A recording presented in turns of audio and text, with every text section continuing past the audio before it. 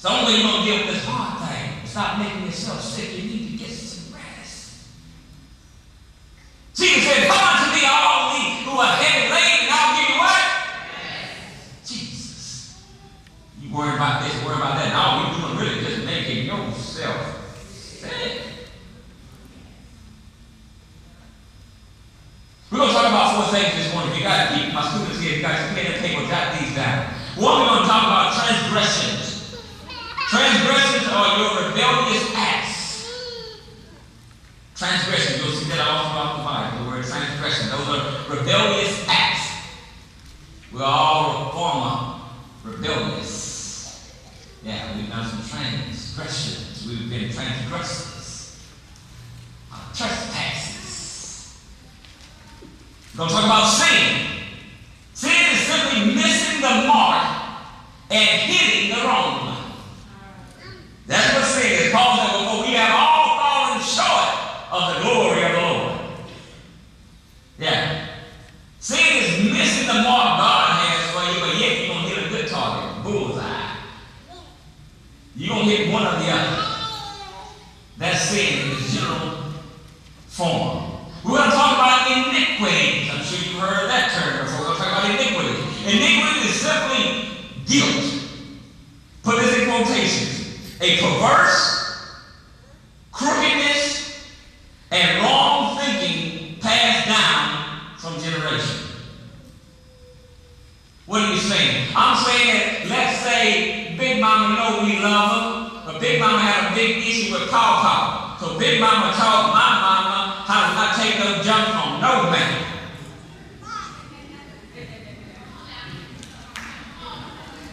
So she passed that down to my mama passed that down to me.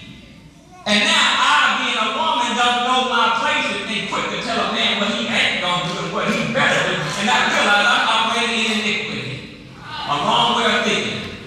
Big Mama just got a heart right and married another good man, and maybe she wouldn't have been that way. I'm just being real. David said, well, I was shaped in my iniquity. In other words, there was some things that were transferred and passed down to me that I had nothing to do with. I had nothing to do with this. Then we're going to talk about infirmities. Infirmity simply is a feebleness of the mind and body. Another word for feebleness, for those who don't know what feebleness is, weakness. So weakness of the mind and body producing ailments, disorders, and sicknesses. Are you with me? Now that I've laid those things out and we've had fun thus far, let's get right down to some word here. Go to Psalms chapter 31. Am I making myself sick? I'm praying to God, fix him, fix her, do this to them, do this to them. But what about me? The last time I checked, I am the only one can change me. And I can't change nobody else. But I blame everybody else for my situation.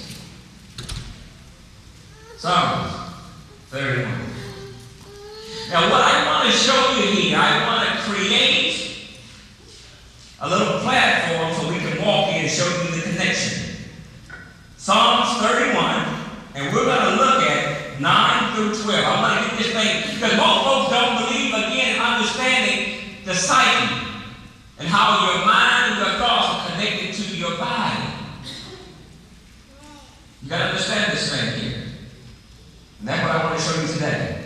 Once you change your thoughts, you change your whole situation. Psalm 31, verse 9. When you there, say amen. Amen. I read out my New King James translation. Watch this. This is David here. Have mercy on me, O Lord, for I am in trouble. My eye wastes away with grief. Yes, my soul and my body. Now, for those who see soul, those who have your pen, write this down. Your soul is made up of three things. Your mind, your imagination, your emotions. And add one more to it. Your intellect. That's your soul. That's your soul. Your mind, your imagination, your emotions, and your intellect. So he says, yes, my soul and my body, which means they are related. They are connected. He said, my eye wastes away with grief. Yes, my soul and my body, exclamation point. For my life is spent with grief, and my years with sighing. My strength falls because of my iniquity. My strength, my physical strength falls because I got so much weight on my mind and my heart. I'm tired. Anybody ever just been so tired? You got so many things that you're in trouble with, and you feel like you work a double shift and ain't had not 1 month break.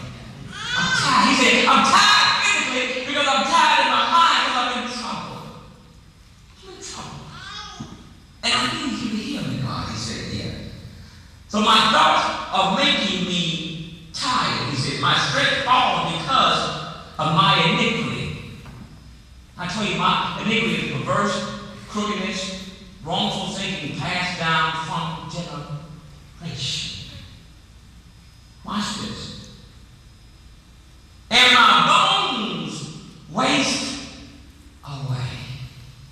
He said, I feel like my life is just disappearing, dissipating, dissolving, because I'm going through so much in my mind.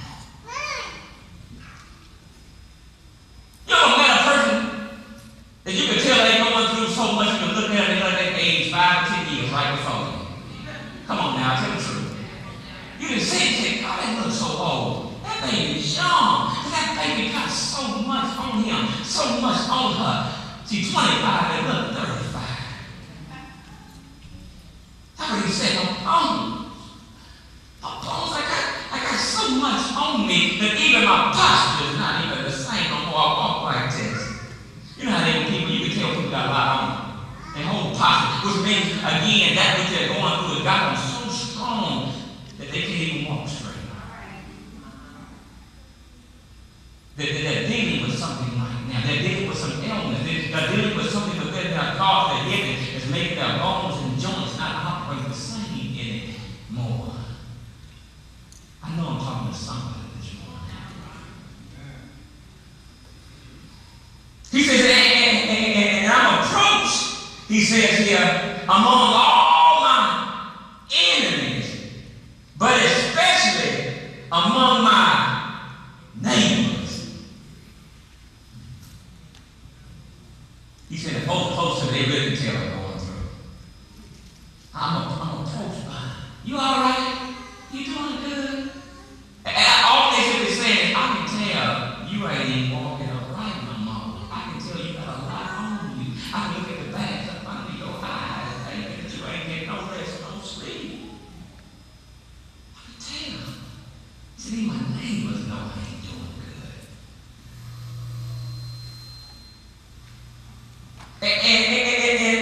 And I'm repulsive to my acquaintances. Repulsive means people don't even want to fool with you no more. Because you have gotten into this state now that you can't even